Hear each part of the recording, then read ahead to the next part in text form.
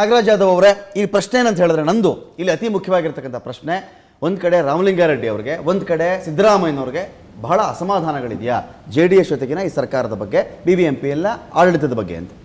ಖಂಡಿತವಾಗ್ಲೂ ಅಸಮಾಧಾನದ ಪ್ರಶ್ನೆಗಳೇ ಇಲ್ಲ. ಯಾಕಂದರೆ ಸಿದ್ದರಾಮಯ್ಯ ಸಾಹೇಬ್ರಂಥ ನೇತೃತ್ವದ ಅವರ ಗಮನಕ್ಕೆ ತಂದು ಅವ್ರಿಗೆ ಗೊತ್ತಿದ್ದು ಅವರೇ ಸಮನ್ವಯ ಸಮಿತಿಯ ಅಧ್ಯಕ್ಷರಾಗಿ ಸರ್ಕಾರ ನಡೀತಾ ಇರತಕ್ಕಂಥದ್ದು ಎಲ್ಲರಿಗೂ ಗೊತ್ತಿರತಕ್ಕಂಥ ವಿಚಾರ.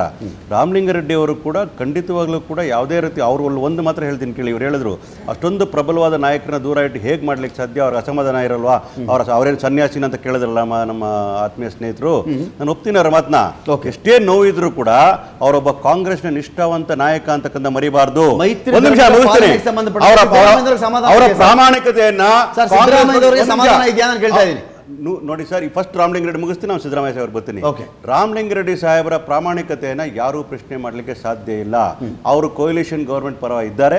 ಅವರು ಈ ಮೇಯರ್ ಎಲೆಕ್ಷನ್ ಅಲ್ಲಿ ಕೂಡ ಅವರು ಕಾಂಗ್ರೆಸ್ ಪರ. ರಾಜಕೀಯ ನಡೆಗಳಿಗೆ ಪ್ರಾಮಾಣಿಕತೆ ಲೇಪ ಹಚ್ಚಬೇಡಿ ನೀವು. ರಾಜಕೀಯ ನಡೆಗಳ ಪ್ರಾಮಾಣಿಕತೆ ಯಾರು ಪ್ರಶ್ನೆ ಮಾಡಿಲ್ಲ ಇಲ್ಲಿ, ನಾವು ಯಾರು ಪ್ರಶ್ನೆ ಮಾಡಿಲ್ಲ. ಅವರ ಪ್ರಾಮಾಣಿಕತೆ ಪಕ್ಷ ನಿಷ್ಠದ ಬಗ್ಗೆ ಹೇಳ್ತಾ ಇದ್ದೀನಿ.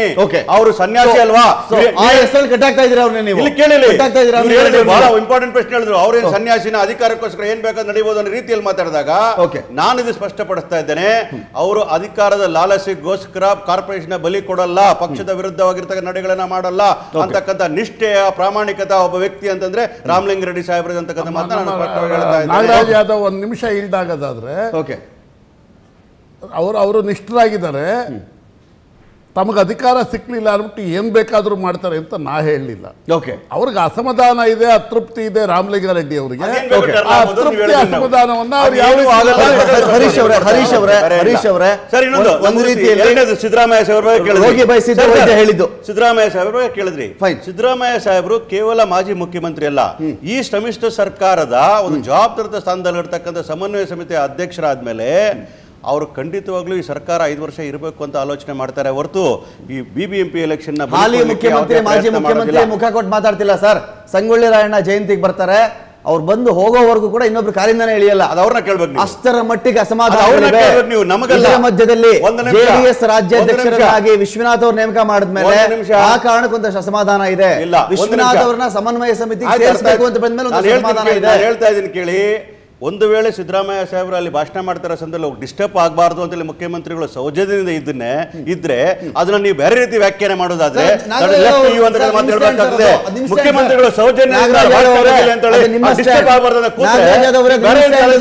ನಿಮ್ ಸ್ಟ್ಯಾಂಡ್ ಸರ್, ಅದು ನಿಮ್ ಪಾರ್ಟಿ ಕಡೆಯಿಂದ ನಿಮ್ ಸ್ಟ್ಯಾಂಡ್ ಸಮನ್ವಯ. ನನಗೆ ಸಿಂಪಲ್ ಕೇಳಿ, 2 ಸಮನ್ವಯ ಸಭೆಗಳಿವೆ ಸರ್. ಮಾಜಿ ಮುಖ್ಯಮಂತ್ರಿ ಅವರು ಕುಮಾರಸ್ವಾಮಿ ಅವರು ಬಂದಾಗ ಕಾರಣಕ್ಕೋಸ್ಕರ ಅವ್ರ ಮೇಲೆ ಬರಲಿಲ್ಲ, ಅದನ್ನ ಬೇಕಾದ್ರೆ ಸಮನ್ವಯ ಸಮಿತಿ ಸಭೆ 3ನೇದು ಯಾಕಾಗಿಲ್ಲ ಹೇಳಿ ಸರ್? Simple question. ಸಮನ್ವಯ ಸಮಿತಿ ಸಂಖ್ಯೆ ಜಾಸ್ತಿ ಯಾಕಾಗಲಿಲ್ಲ ಅಂತ ಕಾರಣ ಏನಂತಂದ್ರೆ ಈಗ ಇಡೀ ರಾಜ್ಯ ಸರ್ಕಾರ, ಮುಖ್ಯಮಂತ್ರಿಗಳು, ಡೆಪ್ಯೂಟಿ ಚೀಫ್ ಮಿನಿಸ್ಟರ್ ಎಲ್ಲರೂ ಕೂಡ ಕೊಡಗಿನಲ್ಲಿ ಸಮಸ್ಯೆಗಳಾಗಿದೆ. ಆ ಸಂದರ್ಭದಲ್ಲಿ ರಾಜಕೀಯಕ್ಕಿಂತ ಹೆಚ್ಚಾಗಿರ್ತಕ್ಕಂಥ ಆ ಜನಗಳ ಸುರಕ್ಷತೆ, ಜನ ಇಂಪಾರ್ಟೆಂಟ್, ರಾಜಕೀಯ ಮಾಡಿಕೊಂಡು ಮಂತ್ರಿಮಂಡಲ ಕಾಂಗ್ರೆಸ್ ಎಂದು ಸಮಸ್ಯೆಗಿಂತ ಮುಂಚಿತವಾಗಿ ಸಮನ್ವಯ ಸಮಿತಿ ಸಭೆ ಆಗ್ಬಾರ್ದು ಅಂತಿತ್ತ ಯಾರು ಅಪೇಕ್ಷೆ ಪಟ್ಟಿದ್ದಾರೆ? ಆಕಸ್ಮಿಕ ಆಗಿರೋ ಬೆಳವಣಿಗೆಗಳಿಗೆ ದಿನೇಶ್ ಗುಂಡೂರಾವ್ ಅವರು, ವಿಶ್ವನಾಥ್ ಅವರು ಇನ್ಕ್ಲೂಡ್ ಆಗಿದ್ದಾರೆ ಸಮನ್ವಯ ಸಮಿತಿ ಸಭೆಯಲ್ಲಿ. ಸಮಯ ಬಂದಾಗ ಇನ್ಕ್ಲೂಡ್ ಆಗ್ತಾರೆ. ಸಮಯ ಆಗಬೇಕು ಬಂದಾಗ ಮುಂದೂಡ್ತಾ ಇರೋದು ಯಾರು? ಮುಂದೂಡ್ತಾ ಇರೋದು ಈ ಕಾರಣಕ್ಕೋಸ್ಕರ. ಒಂದೇಳೆ ರಮಾಕಾಂತ್ ಅವರೇ, ವಿಶ್ವನಾಥ್ ಮತ್ತು ದಿನೇಶ್ ಗುಂಡೂರಾವ್ ಸೇರಿಸ್ಕೋಬೇಕು ಅನ್ನೋ ಕಾರಣಕ್ಕೋಸ್ಕರ ಸಮನ್ವಯ ಸಮಿತಿ ಸೇರ್ತಾ ಇಲ್ಲ ಅಂತಕ್ಕಂಥದ್ದು ಅದು ಸತ್ಯಕ್ಕೆ ದೂರವಾದ ಸಂಬಂಧ ವಿಚಾರ. ಯಾವುದೇ ಕಾರಣಕ್ಕೂ ಅದು ಕಾರಣ ಅಲ್ಲ. ಸಮನ್ವಯ ಸಮಿತಿ ಆಗಿಲ್ಲ ಅನ್ನೋದ್ರೆ ನಾಗರಾಜ್ ಯಾದವ್ ದೇವೇಗೌಡರು ಅಥವಾ ರಾಹುಲ್ ಗಾಂಧಿ ಇವರಿಬ್ಬರ ಹತ್ರ ಮಾತಾಡ್ಬಿಟ್ಟು ಹೇಳ್ತಾ ಇದ್ದಾರೆ.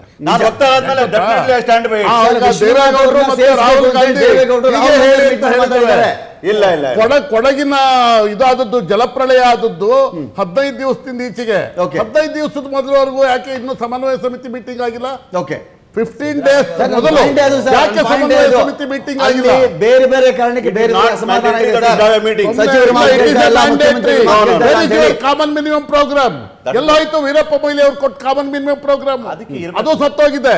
ಸುಮ್ಮನೆ ಡೋಂಟ್ ಸಮರ್ಥಿಸ್ಕೊಳ್ಳೋಕೆ ಹಿಂದೆ ಆರ್ ಅಶೋಕ್ ಅವರ ಕಾರಣಕ್ಕೋ ಏನೇನು ಮಾಡಿದ್ರು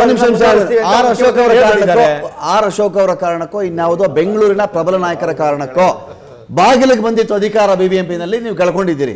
ಈಗ ಕಾಲ ಸನ್ನಿಹಿತವಾಗಿದೆ, ಬಿಬಿಎಂಪಿ ಅಧಿಕಾರ ನೀವು ಹಿಡಿತೀರಾ ಅಥವಾ ಅವರಾಗ ಅವ್ರು ಬೀಳಿಸ್ಲಿ, ಕಿತ್ತಾಡ್ಕೊಳ್ಳಿ, ಆಮೇಲೆ ಬೇಕಾದ್ರೆ ನೋಡೋಣ ಅಂತ ಈಗಲೂ ಕೂಡ ಮೈ ಮರೆತು ಕುಳಿತಿರ್ತೀರಾ ಅಂತ ನನ್ನ ಪ್ರಶ್ನೆ. ಸರ್, ನಮ್ಮ ಸಂಖ್ಯೆ 128 ಇದೆ ಬಿಬಿಎಂಪಿಯಲ್ಲಿ. ಓಕೆ, ನಮಗೆ ಬೇಕಾಗಿರೋದು 134. ಇನ್ನು ನಮಗೆ 6 ಜನ ಕಮ್ಮಿ ಇದ್ದಾರೆ. ನಾವು ಅಧಿಕಾರಕ್ಕೋಸ್ಕರ ಯಾರನ್ನ ಕರ್ಕೊಂಬಂದು ಕಿತ್ಕೊಂಬಂದು ಮಾಡಕ್ ಹೋಗಲ್ಲ. ನೀವು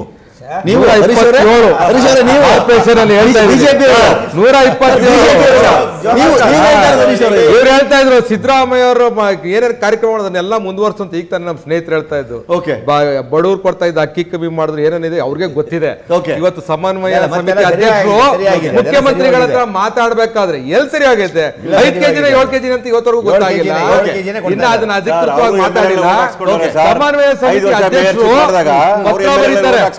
ಎದುರುಗಡೆ ತಾವ್ ಹೇಳಿದ್ರಿ, ಅವಾಗಲೇ ಹೇಳ್ತಾ ಇದ್ರು ನಾನು ಹೆಂಗ್ ಹೇಳಕ್ಕಾಗುತ್ತೆ, ಅವ್ರು ಕೇಳಕ್ಕಾಗುತ್ತೆ, ಬೇರೆದನ್ನ ಅವ್ರು ಹೇಳಕ್ಕಾಗುತ್ತೆ. ಅಲ್ಲಿ ಕೂತ್ಕೊಂಡಿದ್ದವರು ಮಾಜಿ ಮುಖ್ಯಮಂತ್ರಿಗಳು ಮಾತಾಡ್ಬೇಕಾದ್ರೆ ಒಳಗಡೆ ಬರಿಲ್ಲ ಅಂತ ಅವ್ರು ಹೇಳ್ತಾರಲ್ಲ, ಆ ಮುಖ್ಯಮಂತ್ರಿಗಳ ಹತ್ರ ಮಾತಾಡಕ್ಕೆ ಅವ್ರ ಕೈಯಲ್ಲಿ ಆಗದೆ ಪತ್ರ ಬರೀತಾರೆ.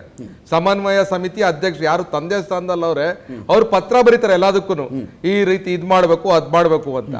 ಆ ನಿಟ್ಟಿನಲ್ಲಿ ಇವತ್ತು ಆ ರೀತಿಯಲ್ಲಿ ಇದ್ದಾಗ ಈ ಬಿಬಿಎಂಪಿ ಚುನಾವಣೆ ಅವರೇ ಹೇಳಿದ್ರು, ಹೌದು ರಾಮಲಿಂಗಾರೆಡ್ಡಿ ಅವರು ಉಸ್ತುವಾರಿ ಸಚಿವರಾಗಿದ್ರು, ಅವರು ಕಳೆದ ಬಾರಿ ಅವರೇ ಒಂದು ಬಾರಿ ದೊಡ್ಡ ಒಂದು ಇದನ್ನ ಪ್ಲೇ ಮಾಡಿ ಅದನ್ನ ಸರಿ ಮಾಡಿದ್ರು. ಈ ಬಾರಿ ಅವ್ರಿಗೂ ಇಂಟ್ರೆಸ್ಟ್ ಇರಲ್ಲ ಖಂಡಿತವಾಗ್ಲು. ಆಮೇಲೆ ಇದ್ರ ಜೊತೆಗೆ ನಮಗೆ ಬಂದಿರೋ ಮಾಹಿತಿ ಸರ್, ಇದನ್ನ ನಾಗರಾಜ್ ಅವರು ಒಪ್ತಾರೋ ರಾಘವೇಂದ್ರ ಸರ್, ಇನ್ನೂ ಒಂದಿದೆ ಸರ್, ಏನು ಅಂತ ಹೇಳಿದ್ರೆ ಉಸ್ತುವಾರಿ ನಿಮ್ದಿದೆ, ನಂದು ಉಸ್ತುವಾರಿ ಕೂಡ ಇಲ್ಲ, ಸಚಿವ ಕೂಡ ನಾನಲ್ಲ. 7 ಜನನೋ 6 ಜನನೋ 5 ಜನ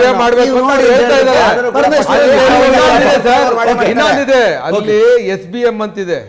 ಯಾರು ನಮ್ ಸೋಮಶೇಖರ್, ಬೈರ್ತಿ ಮತ್ತೆ ಮುನಿರತ್ನಂ ಅವರು ಬಾರಿ ದೊಡ್ಡ ರೋಲ್ ಪ್ಲೇ ಮಾಡ್ತಾರೆ ಬಿಬಿಎಂಪಿಯಲ್ಲಿ. ಅವ್ರು ಯಾರಿಗೆ ಸಪೋರ್ಟ್ ಮಾಡ್ತಾರೆ ಏನ್ ಮಾಡ್ತಾರೆ ಅವ್ರು ನೋಡಕ್, ಯಾಕಂದ್ರೆ ಅವರು ಬಾರಿ ಸೈಲೆಂಟ್ ಆಗ್ತಾರೆ ಈ ನಡುವೆ. ಕೆಲವೊಂದ್ಸಲಿ ಈ ಒಂದು ಇದು ಸ್ಟ್ರಾಮ್ ಬರಕ್ಕೆ ಮುಂಚೆ ಲಲ್ ಅಂತ ಹೇಳ್ತಾರೆ, there is a lull before the storm ಅಂತ. ಇವರೆಲ್ಲ ಸೈಲೆಂಟ್ ಆಗಿರೋದು ನೋಡಿದ್ರೆ ಮುಂದೆ ಬಿಬಿಎಂಪಿ ಇನ್ನೊಂದು 1 ತಿಂಗಳಿದೆ, ಗೊತ್ತಾಗುತ್ತೆ ಏನ್ ನಿಜವಾಗ್ಲು ಒಂದ್ ದೊಡ್ಡ ಚಂಡಮಾರುತ ಬರುತ್ತಾ, ಸುನಾಮಿ ಬರುತ್ತಾ, ಏನ್ ಬರುತ್ತೆ ಅಂತ ನಮಗೂ ಎಲ್ಲಾರು ಕಾದ್ ನೋಡ್ತಾ ಗೊತ್ತಾಗುತ್ತಲ್ಲ ಸರ್. ಆ ಎಚ್ಚರಿಕೆಯನ್ನು ಸ್ವೀಕರಿಸ್ಕೊಳ್ತೀವಿ. ಕ್ಯಾಮ್ರಾ ಮುಂದೆ ಹೇಳ್ಬೇಡಿ ನೀವು, ಎಚ್ಚರಿಕೆ ಕೊಟ್ಟೆ ನೀವು ಎಚ್ಚೆತ್ಕೊಳ್ಬೇಕು ಅಂತ ಏನಿಲ್ಲ. ಪ್ರತಿಯೊಂದು ಬೆಳವಣಿಗೆ ನಮ್ಗೆ ಗೊತ್ತಿರುತ್ತೆ. ಸಮನ್ವಯ ಸಮಿತಿ ಸಭೆ ಏನಾಗ್ತಾ ಇದೆ, JDS ಕಡೆ ಸಚಿವರು ಏನ್ ಮಾಡ್ತಾ ಇದ್ದಾರೆ, ಕುಮಾರಸ್ವಾಮಿ ಅವರು ಯಾಕೆ ಕಾಂಗ್ರೆಸ್ನವ್ರ ಮಾತು ಕೇಳ್ತಾ ಇಲ್ಲ, ಸಿದ್ದರಾಮಯ್ಯನವ್ರ ಮಾತು ಯಾಕೆ ಕೇಳ್ತಾ ಇಲ್ಲ, ಇದು ಯಾವ್ದು ನಿಮ್ಗೆ ಗೊತ್ತಿಲ್ವಾ? ನಾವು ಹೇಳಿ ನಾವು ಮಾತಾಡಿ ನಮ್ಮ ಸೋರ್ಸ್ ಇಂದ ಹೇಳ್ದಾಗ ನಿಮ್ಗೆ ಗೊತ್ತಾಗಬೇಕಾದು. ಇವತ್ತಿನ ದಿವಸ ಆತರ ಎಲ್ಲ ಏನು ಇಲ್ಲ. ಆಕ್ಚುಲ್ ಆಗಿ ಪ್ರಾಕ್ಟಿಕಲ್ ಆಗಿ ಅಲ್ಲಿ ನಡೀತಾ ಇರ್ತಕ್ಕಂಥದ್ದೇ ಬೇರೆ ಇದೆ, ನೀವು ಹೇಳ್ತಕ್ಕಂಥ ರೀತಿಯಲ್ಲಿ ಯಾವುದೂ ಇಲ್ಲ. ಸೊ ಹಂಗಾಗಿ ಇವತ್ತಿನ ದಿವಸ ಏನ್ ರಾಮಲಿಂಗಾರೆಡ್ಡಿ ಅವ್ರು ಹಿಂಗ್ ಮಾಡ್ಬಿಡ್ತಾರೆ ಅಂತ ಊಹಾಪೋಹಗಳೆಲ್ಲ ನಾವೆಲ್ಲ ಮಾಡ್ಕೊಳ್ಳೋದಕ್ಕಿಂತನೂ ರಾಮಲಿಂಗಾರೆಡ್ಡಿ ಅವರು ನಾನು ಚಿಕ್ಕ ಹುಡುಗನಾಗಿದ್ದಾನಿಂದಲೂ ಕಾಂಗ್ರೆಸ್ ನಿಷ್ಠಾವಂತ ಕಾರ್ಯಕರ್ತನಾಗಿ ಎಲ್ಲಾನು ಒಂದ್ಸಲ ಸೌತ್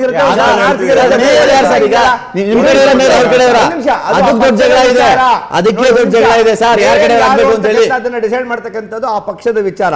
ಅದ್ರ ಬಗ್ಗೆ ನಾವಿಲ್ಲಿ ಚರ್ಚೆ ಮಾಡಿ ನಾವಿಲ್ಲಿ ಡಿಸೈಡ್ ಮಾಡಕ್ಕಾಗಲ್ಲ.